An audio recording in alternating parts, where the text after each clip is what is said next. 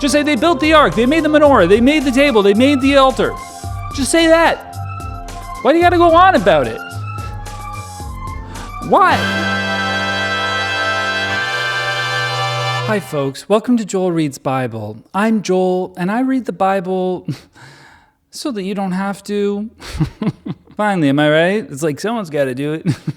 Turns out actually no one's got to do it, and it might actually be better if no one ever did or ever does, because, well, then we wouldn't be subject to whatever promises, threats are in there. You know what I mean? If we just didn't know about it, God could, reveal himself generally speaking, and then we could go, I think there's a higher power, and that would be good enough. We'd get into heaven. But that's not the way it is. We actually know all this crap, and we have to somehow weed through all the barbaric behavior and all the nonsense that seems very man-made in order to come to a saving realization that this God is real.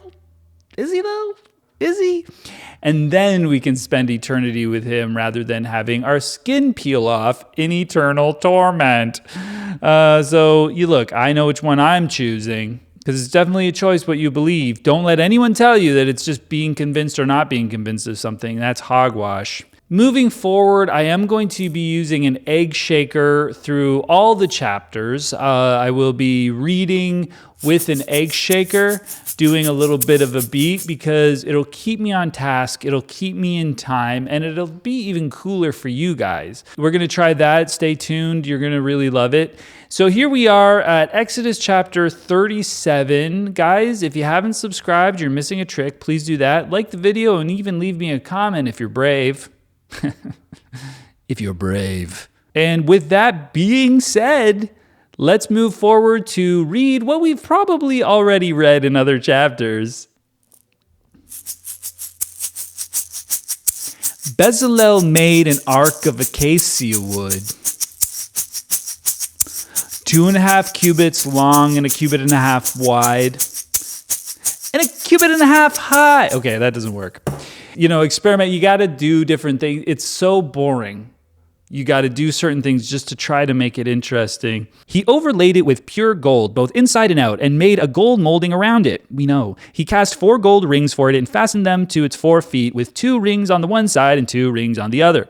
Then he made poles of acacia wood and overlaid them with gold, and he inserted the poles into the rings on the sides of the ark to carry it. Yes, we know this. He made an atonement cover of pure gold, 2.5 cubits long and 1.5 cubits wide. Then he made 2 cherubim out of the hammered gold at the ends of the cover. And he made 1 cherubim on the one end, and then a 2nd cherubim on the other. At the 2 ends he made them of one piece with the cover. Okay, I'm not doing that anymore. The cherubim had their wings spread upward, overshadowing the cover with them. The cherubim faced each other, looking toward the cover. They made the table of acacia wood, 2 cubits long and 1 cubit wide, and 1.5 cubits high. Then they overlaid it with pure gold and made a gold molding around it. Then they made around it a rim a handbreadth wide and put a gold molding on the rim. I love that it's so specific. It's so specific. A handbreadth wide. I mean, I've got to pick on something, okay? I'm sorry. But is a handbreadth the same as like we have a foot? It's like 12 inches. For them, it's like a hand breadth, like 5 inches, or like whose hand?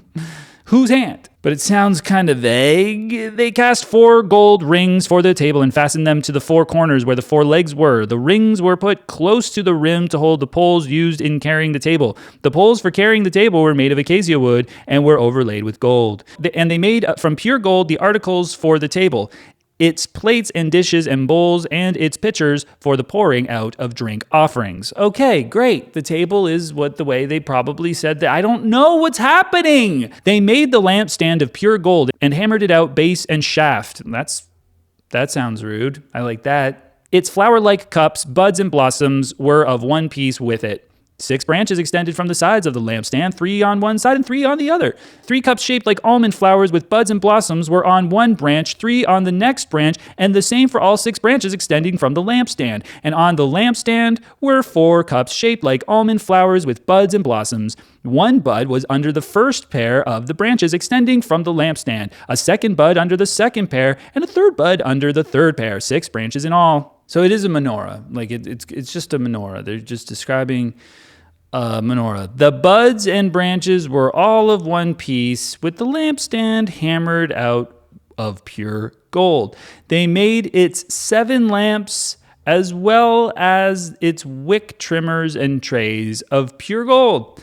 They made the lampstand and all its accessories from 1 talent of pure gold. So what we're learning, and I think I'm going to have to utilize this trick in numbers when we get there, is that sometimes I will not be commenting very frequently in chapters. When they are this redundant, I just have to power through it. But I do still have to do this, okay? I still have to read Bible. I have to read all Bible so that every single Bible, every chapter and every verse are bookmarked in these videos. So if anyone wants any verse of Bible, they can go and see it, okay? So I'm sorry that you have to watch this. I really, really am. And I don't wish this on my worst enemy. But it is what it is.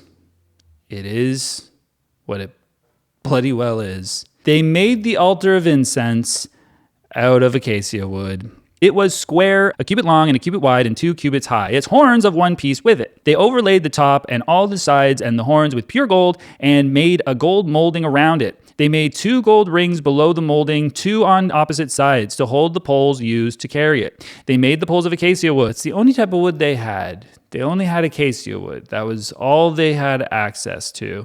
They made the poles of acacia wood and overlaid them with gold. They also made a sacred anointing oil and the pure fragrant incense, the work of a perfumer. Oh, that's nice.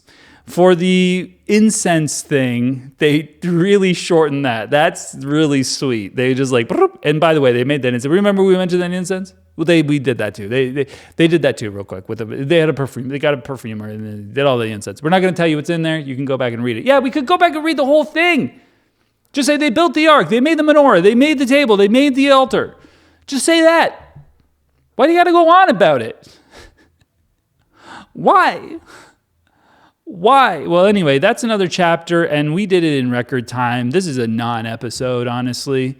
Like, I might as well post 2 episodes in one day at this point, 36 and 37, because who needs this crap? Not much to see here. We'll see you next time for episode 38. In the meantime, subscribe, like, and comment, and have a great day.